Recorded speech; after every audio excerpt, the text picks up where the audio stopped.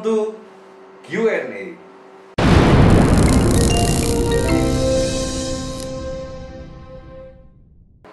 What's up guys, ketemu lagi bersama saya Angga Yudhistira. Dan seperti biasa, tak henti-hentinya saya mengucapkan terima kasih banyak kepada kalian yang sudah subscribe channel ini, yang sudah subscribe channelnya Angga Yudhistira.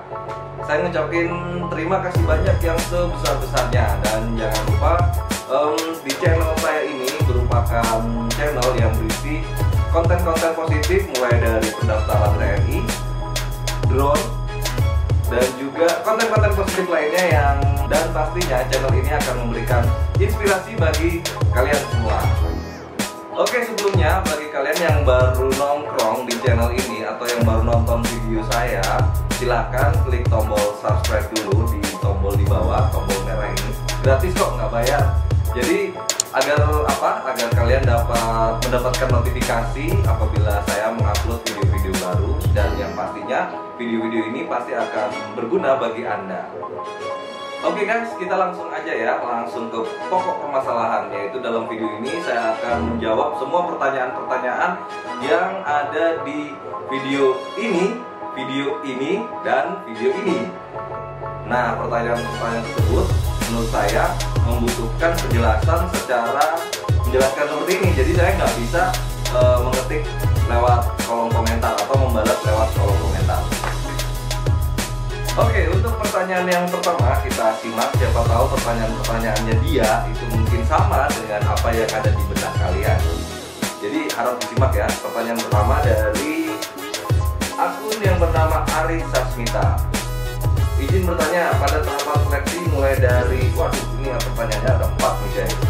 Jadi langsung kita jawab ya satu-satu. Yang pertama, kesehatan ketentuan apa saja? Karena mata saya minus dan sedikit bermasalah karena saya juga terbiasa di depan komputer, dan jurusan saya SMK Teknik Komputer dan Jaringan. Oke, langsung saya jawab ya untuk pertanyaannya Aris, dan yang lainnya bagi kalian yang menonton harap disimak. Jadi untuk mata minus itu setahu saya itu mata minus masih bisa disembuhkan. Jadi sebelum Anda daftar dan sebelum Anda yakin mata Anda normal kembali, silahkan konsultasi dengan dokter mata yang menurut Anda ya dokter mata yang memang ahli lah dalam menyembuhkan penyakit Anda. Jadi pada saat Anda mendaftar itu mata Anda sudah normal. Nanti Anda akan dicek loh, dilihat urung yang jauh juga, urung yang seperti ini dari jarak yang tertentu. Oke, tetap dari Arisa kita dengan pertanyaan yang kedua. Untuk jasmani A dan jasmani B itu penilaiannya mencapai berapa? Langsung saya jawab.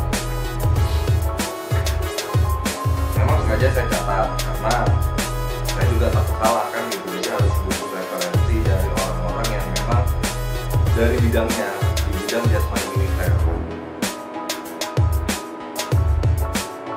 Jadi harap didengarkan ya. Jadi untuk kesemaptaan untuk kesegaran A dan B, wanita dan pria itu dibedakan. Jadi bagi kalian yang pria atau bagi kalian yang merasa wanita, silakan disimak. Untuk kesegaran pria, kesegaran A-nya dia harus sanggup lari sejauh 3.507 meter selama 12 menit. Dan kesegaran B-nya untuk pull up nilai 100 itu harus 18 kali. Untuk sit up-nya nilai 100 harus 41 kali. Untuk push up nilai 100 harus 43 kali, dan shuttle run atau lari angka 8 itu nilai 100-nya harus mencapai 15,9 detik. Itu untuk kesemaptaan pria. Dan selanjutnya untuk kesemaptaan wanita. Kesegaran A-nya untuk wanita itu harus mencapai 2.630 meter dalam 12 menit. Baik untuk kesegaran samapta B-nya untuk wanita, untuk pull up atau kalau di pria biasanya pull up, tapi kalau di peserta wanita itu disebut dengan chinning. Itu nilai 100-nya harus 63 kali, dan sit up nilai 100-nya harus 42 kali, push up nilai 100-nya 28 kali, dan untuk shuttle run nilai 100-nya 17,2 detik. Oke, untuk pertanyaan ketiga tetap dari akun yang sama, yaitu Aris Hasmita. Pertanyaan ketiganya ialah, saya dari lulusan SMK kurikulum dan saya tidak tercantum lagi seperti mata pelajaran kimia atau fisika. Nah, untuk SMK jurusan komputer dan jaringan itu bisa untuk mendaftar menjadi prajurit TNI. Itu bisa mendaftar ke Secaba atau ke Secatanya. Dan juga ke Akmil bisa Akmil. Namun kalian misalnya mau ngambil sarjana S1 dan lulus sarjana S1, kalian bisa mendaftar ke SEPA-PK TNI, yaitu Sekolah Perwira Tentara Nasional Indonesia. Memang jurusan untuk perwira. Pertanyaan yang keempat. Oke, pertanyaan keempat dari Aris. Administrasi apa kita harus buat surat tembusan dari Babinsa atau Keramil yang menyatakan bahwa calon prajurit ini tertera di areal mereka? Ya, jadi para calon prajurit TNI ini harus meminta surat keterangan dari Babinsa setempat yang ada di wilayah kalian yang menyatakan bahwa kalian memang berasal dari daerah tersebut. Apabila kalian berasal dari luar daerah, kalian harus mempunyai KTP tempat di mana kalian tinggal saat ini saat ini. Dan kalian harus minta surat keterangan ke Babinsa yang ada di daerah kalian. Oke, itu tadi dari akun pertama. Dan sekarang dari akun kedua, yaitu dari akunnya aja namanya ngeri, Perang Dunia 3. Oke, Pak, parade itu apaan sih? Tes kah atau gimana kah? Tidak mengerti saya tahapannya. Please dijawab, soalnya saya dari pelosok Madura, saya mau ikut tes TNI. Oke, tes parade itu adalah apabila kalian sudah mengikuti seleksi di tingkat Subpanda dan akan dikirim ke panitia daerah. Panda itu adalah panitia daerah, bukan Panda yang ini. Oke, apabila kalian sudah dinyatakan lulus di Subpanda, maka akan sebelum diberangkatkan ke tes panitia pusat, kalian akan dites parade dulu. Nah, tes parade itu berupa kalian harus berdiri, habis itu sikap sempurna, dilihat postur tubuh kalian bagaimana, miring atau tidak, dilihat kesempurnaan kalian bagaimana, perfectnya bagaimana, fisik kalian. Sebenarnya tes parade itu hanya untuk finishing bahwa oh ini loh orang yang akan menjadi prajurit TNI, seperti itu. Itu untuk di Subpanda. Namun apabila kalian sudah lulus di tes parade di Subpanda, akan dikirim ke mengikuti tes di panitia penentuan di pusat, yaitu tes Panda Pusat. Nah, di tes Panda Pusat ini pada akhir masing-masing tes nantinya akan ada tes parade sebelum tes Pandukir. Nah, di tes parade tersebut sama seperti di Subpanda, hanya kan memang tingkatnya tingkat pusat. Jadi kalian harus berdiri di sana, ditanya, kalian harus bisa jawab tegas, tidak ada kelemar-kelemar atau lembek-lembek atau lemah gemulai gitu. Meskipun kalian cewek ataupun apalagi cowok ya, meskipun kalian cewek tetap harus dengan tegas ditanya pertanyaan-pertanyaan yang dilemparkan oleh panitia. Dan setelah itu mungkin disuruh push up untuk mengetahui bahwa benar nggak ini hasil push upnya nilainya 100, atau kalian disuruh sit up karena di situ udah disiapkan alat-alat peraga, mulai dari peralatan untuk push up atau laptop ataupun pull up ataupun chinning kalau misalnya di cewek ya, itu sudah dia siapin semua. Jadi disitulah kalian harus menunjukkan performanya kalian siap atau tidak untuk masuk pendidikan menjadi prajurit TNI. Oke guys, untuk pertanyaan yang ketiga dari Irfa Darojat, Mas Angga mau tanya, tinggi badan cowok 164,8 cm, apakah bisa masuk cabang TNI Angkatan Darat? Bisa, 164. Jadi saya jelaskan lagi untuk pendaftaran cabang, karena dia tanyanya cabang. Untuk pria minimal tinggi badan adalah 163 cm, dan untuk wanitanya untuk koat, bintara koat itu minimal 157 cm. Oke, itu tadi pertanyaan ketiga, dan kita langsung beranjak ke pertanyaan yang keempat. Pertanyaan keempat dari Linda Lee. Bang, kalau masuk Kowat itu kira-kira habis biaya berapa ya? Mahal nggak ya? Halo, kalian itu mau daftar TNI dan akan kontrak siap mati demi NKRI. Kalian itu masuk TNI itu secara sukarela, tidak diminta bayaran sepersen pun. Namun apabila ada oknum-oknum yang mengatakan kepada kalian, oh kamu harus bayar segini biar bisa masuk, langsung catat namanya siapa, kesatuannya di mana, silahkan laporkan ke Pomdam atau Subdenpom setempat. Pomdam itu kepanjangan dari Polisi Militer Kodam, atau Subdenpom berarti Sub Polisi Militer Kodam. Silahkan lapor ke polisinya tentara bahwa ada oknum yang meminta kalian uang untuk mendaftar menjadi prajurit TNI Angkatan Darat. Jadi jangan percaya ya. Dan sekali lagi saya tekankan, Anda dikontrak mati masuk TNI. Jadi masa Anda mau bayar, logika aja lah. Saya bayar untuk mati. Kan nggak mungkin kalau saya harus mengeluarkan uang untuk masuk ke sebuah lapangan kerja atau apa gitu. Saya nggak akan masuk TNI kalau harus bayar. Saya ya masuk apalah yang bisa disogok gitu kan. Tapi kalau kalian masuk TNI, jangan harapkan kalian bisa nyogok untuk masuk TNI, karena masuk TNI itu seleksinya benar-benar ketat dan memang harus terbukti sesuai fisik Anda atau persyaratan-persyaratan harus memang memenuhi syarat ya. Jadi jangan berharap kalian akan lulus dengan membayar, saya nggak mau, saya biar aja lah, saya nggak mau berlatih, nanti saya bayar. Oh jangan harap, pasti akan kalian tidak akan lulus seperti itu. Oke, untuk pertanyaan yang kelima. Pertanyaan kelima dari Muhammad Effendi. Maaf bang, saya mau tes Bintara tahun ini, tapi saya ada bekas tindikan di telinga. Apakah ada harapan saya untuk bisa diterima menjadi prajurit TNI? Mohon penjelasannya. Terima kasih, sukses terus bang. Oke, terima kasih atas doanya dari Muhammad Effendi. Terima kasih. Namun sesuai persyaratan atau pengalaman yang pernah saya alami, apabila ada peserta yang pernah ditindik telinganya, itu karena aturan adat istiadat yang ada di daerah kalian, itu masih bisa dengan mencantumkan surat keterangan bahwa kalian memang betul-betul mengikuti adat untuk ditindik telinganya. Namun apabila kalian ditindik telinga karena gaya-gayaan, mau sok-sok jagoan, mau sok-sok gaya-gaya artis, jangan harap bisa jadi tentara. Oke, selanjutnya untuk pertanyaan yang ke-6 dari Ridwan Julianto. Untuk lulusan SMK itu sebenarnya bisa masuk Tamtama atau Secaba Pak?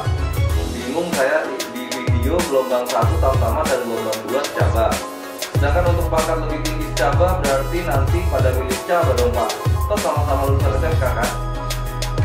Sebenarnya memang Anda salah baca gitu. Kalau misalnya yang kemarin yang di awal persyaratan gelombang 1 untuk Secata TNI Angkatan Darat 2017 itu memang untuk Secata atau Sekolah Calon Tamtama gelombang pertama di tahun 2017. Dan untuk video yang ini adalah video untuk persyaratan untuk menjadi calon bintara TNI Angkatan Darat tahun 2017. Nah, perlu kalian ketahui bahwa biasanya nih ya, setiap tahun untuk sekolah calon Tamtama atau Secata itu ada 2 kali pembukaan pendaftaran.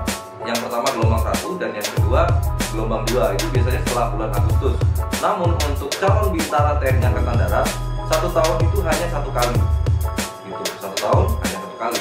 Jadi video yang saya upload itu untuk tahun ini yang Secaba ya, untuk tahun ini tahun 2017. Dan nanti sekolah calon Tamtama TNI Angkatan Darat untuk gelombang 2-nya itu biasanya pada setelah bulan Agustus lah, itu baru buka pendaftaran lagi. Seperti itu. Nah, untuk masalah kan sama-sama lulusan SMK, nah itu terserah kalian. Rezeki kalian itu kan Tuhan yang menentukan. Kalau Secata dari SMK boleh, Secaba pun boleh. Tapi kan lihat kalian masuk jurusan yang mana, masuk golongan mana, masuk Secata kan atau masuk Bintara, seperti itu, atau masuk ke Akmil kan, seperti itu. Itu hanya takdir Dan selanjutnya untuk ini ya, untuk Tamtama itu saat ini seperti gelombang 1 kemarin itu masih boleh menggunakan ijazah SMP. Atau kalian yang punya ijazah SMA mau daftar Tamtama, silakan boleh. Paket C juga boleh daftar Tamtama, seperti itu. Tapi kalau misalnya kalian paket C mendaftar Bintara, itu tidak boleh. Oke, saya rasa cukup jelas ya untuk penjelasan tentang ijazah ini. Dan kita langsung beranjak ke pertanyaan yang ke-7 dari Diva Aditya. Selamat malam Pak, izin bertanya, entah kenapa anak tentara kok lebih mudah masuk Tentara Nasional Indonesia dibanding anak sipil yang lainnya. Perlu Anda ketahui, saya ini bukan anak tentara. Saya anak orang sipil yang orang tua saya kerjanya sipil dan ibu saya ibu rumah tangga. Tapi karena saya ingin menjadi tentara, maka saya menjaga fisik saya dengan cara apa? Yang pertama tidak merokok. Lalu yang kedua saya rajin olahraga. Saya menjaga berat badan dan tinggi badan ideal saya. Saya berlatih psiku sendiri. Saya nggak ada yang ngajarin psiku. Saya beli buku tes psikologi itu di Gramedia. Saya beli di sana. Saya pelajari sendiri itu. Mulai dari tes psikologi, habis itu saya juga cari-cari informasi di internet. Tes tentara itu seperti apa? Larinya harus mencapai berapa? Push up-nya, sit up-nya, renangnya berapa? Dan seperti itu. Dan oh ya, satu lagi. Untuk renang ya, tadi saya lupa mau jelasin. Untuk renang itu harus 50 meter, harus bisa sampai berenang sejauh 50 meter seperti itu. Dan saat itu saya memang hobi berenang. Dengan kemauan yang keras atau dengan kemauan yang tinggi, mau kalian itu anaknya buruh, petani, atau siapapun juga pemulung, itu boleh bisa jadi tentara. Yang penting kalian sehat jasmani, sehat rohani, fisik kalian, tinggi badan kalian ideal, psikologi kalian bagus, kalian bisa jadi tentara. Dan nilai-nilai sekolah kalian, ijazah-ijazah itu memenuhi syarat lah untuk jadi Bintara TNI Angkatan Bintara, ataupun catat, ataupun bisa juga apabila takdir kalian itu di akademi militer, lulus SMA bisa masuk daftar ke AKMIL. Seperti itu. Jadi nggak semua anaknya tentara itu mudah masuk menjadi TNI. Kenapa bisa dibilang mudah? Karena bapaknya sudah mengarahkan. Nah, besok kamu menjadi tentara. Besok tentara itu tesnya seperti gini, nak. Kamu harus lari, nak, sejauh sekian kilometer, nak. Selama berapa menit, nak, gitu. Selama sekian menit. Kamu harus bisa push up, nak. Nah, itu kan bapaknya yang mengarahkan. Tapi saya belum tidak. Saya browsing di internet. Bagaimana tes tentara itu? Saya tanya sama Babinsa, saya tanya sama anggota-anggota Koramil, anggota Kodim, saya tanya di situ. Pak, kalau saya daftar tentara gimana? Saya konsultasi. Oh, Dek, ini harus kamu harus lari jauh sekian, Dek ya. Oh iya Pak, terus apa lagi? Psikologimu harus bagus. Psikologi itu kayak gimana? Saya berusaha cari di Gramedia.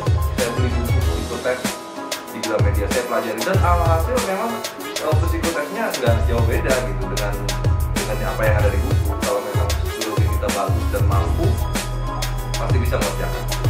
Oke. Next, pertanyaan yang ke-8 dari Saiful Mari.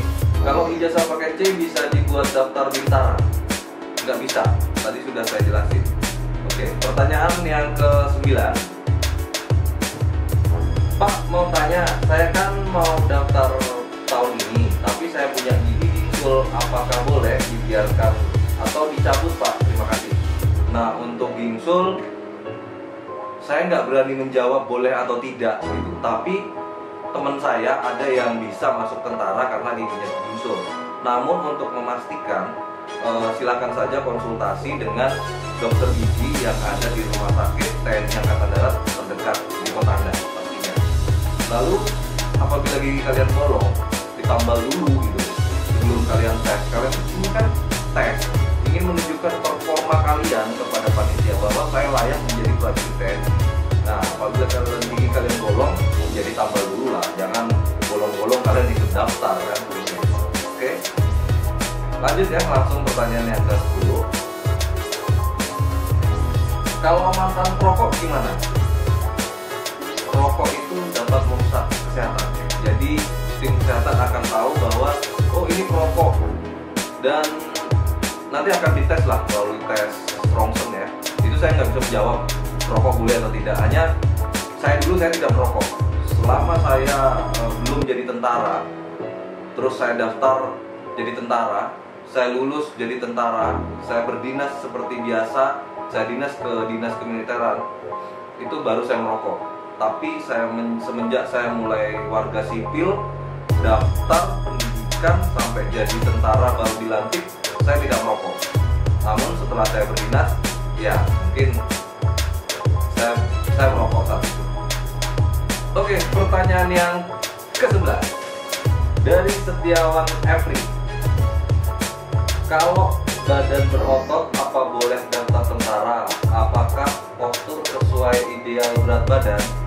Nah, sesuai berat ideal ya, tinggi badan ya, ini perlu diperhatikan karena banyak pertanyaan-pertanyaan yang menanyakan pada saya tentang kalau tinggi saya sekian, berat badan saya sekian, saya boleh Pak daftar tentara. Hello, kalian itu udah lulusan SMK semua atau SMA semua. Kalian sudah bisa hitung-hitungan, jadi saya kasih rumusnya ya. Di video ini sebenarnya sudah ada rumusnya. Nah, saya kasih rumusnya, mungkin ada yang nggak nyimak waktu itu, dan mohon disimak kali ini. Untuk tinggi atau berat badan ideal menjadi prajurit TNI ialah tinggi badan kalian dikurangi 100 untuk mendapatkan berat badan ideal kalian. Jadi saya ulangi, tinggi badan kalian dikurangi 100 sama dengan berat ideal badan kalian. Oke, sudah tahu kan hasilnya? Lanjut ke pertanyaan selanjutnya. Pertanyaan yang ke-12 ya. Oke, pertanyaan yang ke-12. Pak, apa mau jadi TNI harus bayar Pak? Karena saya diminta 60 juta. Oh, 60 juta. Baik, itu tadi seperti yang sudah saya jelaskan di awal, bahwa itu hanyalah oknum-oknum yang ingin merusak citra TNI dan mengambil kesempatan dalam kesempitan dengan meminta uang kepada Anda. Silakan saja laporkan ke panitia ataupun ke polisi militer, Kodam atau Pomdam atau Subdenpom yang terdekat. Catat namanya, pangkatnya, satuannya di mana, silakan catat. Gitu. Jadi saya tekankan kembali bahwa masuk TNI ini gratis, tidak membayar 1% pun. Dan kalau ataupun itu ya mungkin ongkos angkot gitu loh. Ongkos angkot kalian dari rumah ke tempat pendaftaran. Kalau misalnya kalian pakai motor ya kalian harus beli bensin, kan kayak gitu. Selanjutnya pertanyaan yang ke-13. Banyak pertanyaannya guys. Izin Om mau tanya. Izin Om mau tanya, kalau Tamtama untuk wanita ada tidak? Kapasitas tentara wanita dibatasi atau tidak? Terima kasih. Nah, untuk kapasitasnya se-Indonesia untuk KOA atau Korps Wanita Angkatan Darat saya tidak tahu berapa. Namun untuk Tamtama itu tidak ada wanitanya atau tidak ada KOA-nya. Jadi untuk KOA minimal adalah Bintara, Sepa ataupun Akmil. Akmil boleh mah, KOA boleh. Jadi Akmil, Sepa dan Bintara itu saja. Kalau Tamtama tidak ada KOA-nya. Oke, langsung ke pertanyaan yang ke-14 dari Anti Nugraha. Kalau nikah sama janda nggak bisa ya Pak? Katanya seperti itu, betul nggak sih? Kalau misalnya nikah sama janda ataupun sama perawan untuk prajurit TNI itu nggak masalah. Yang penting betul-betul udah janda ya, jangan sampai ngakunya janda, nggak taunya masih punya suami kan, seperti itu. Nah itu yang bermasalah. Tapi kalau untuk entah itu janda atau perawan itu nggak masalah, nggak apa-apa. Pertanyaannya yang aneh. Pertanyaan yang ke-15 dari Dedi Agustari. Komandan, saya mau bertanya, ijazah kalau tanggal lahirnya berbeda mau diganti sudah tidak bisa, tapi saya sudah minta surat keterangan tanggal lahir ke kepala TU. Saya masih bisa mendaftar TNI nggak? Mohon bantuannya. Nah, apabila sudah ada surat keterangan itu saya rasa bisa ya, karena memang mungkin dari penulisan biasanya memang ada sekolah-sekolah yang teledor salah nulis seperti itu, mungkin kurang I atau mungkin harusnya ditulis Y tapi ditulis I seperti itu. Tapi saya rasa bisa lah. Yang penting minta surat keterangan bahwa dalam ijazah tersebut pihak sekolah salah menuliskan nama seperti jawab ya. Oke guys, itulah tadi 15 pertanyaan yang saya rasa perlu dijawab melalui video Q&A ini, dan semoga jawaban saya dapat menjawab juga pertanyaan kalian semua yang lagi nonton video ini, dan semoga juga jawaban saya tadi itu dapat dapat memberikan inspirasi kepada kalian semua yang ingin menjadi prajurit TNI Angkatan Darat. Nah, dengan adanya video Q&A ini, saya harapkan tidak ada lagi pertanyaan yang berulang di video saya selanjutnya untuk pendaftaran prajurit TNI, karena apabila nanti ada gelombang 1 gelombang 2 senjata, itu harus persyaratannya gimana, nanti akan saya buatkan lagi videonya untuk persyaratan gelombang 2 senjata. Jadi kemungkinan ada yang sama persyaratannya dan ada juga yang berubah, karena memang itu sesuai dengan aturan yang berlaku untuk menjadi prajurit TNI Angkatan Darat. Oke, akhir kata terima kasih sudah menonton video saya dan semoga bermanfaat bagi Anda. Share video ini apabila menurut Anda perlu menyampaikan kepada rekan Anda, saudara Anda yang ingin menjadi prajurit TNI. Dan juga jangan lupa apabila kalian suka dengan video ini, klik tombol like yang ada di bawah, jempol ke atas ya, jempol ke atas, ingat. Dan jangan lupa juga kalian subscribe video ini agar dapat notifikasi apabila saya mengupload video yang berisi muatan-muatan positif dan menjadi inspirasi bagi Anda sekalian. Akhir kata, salam Indonesia and stay connected.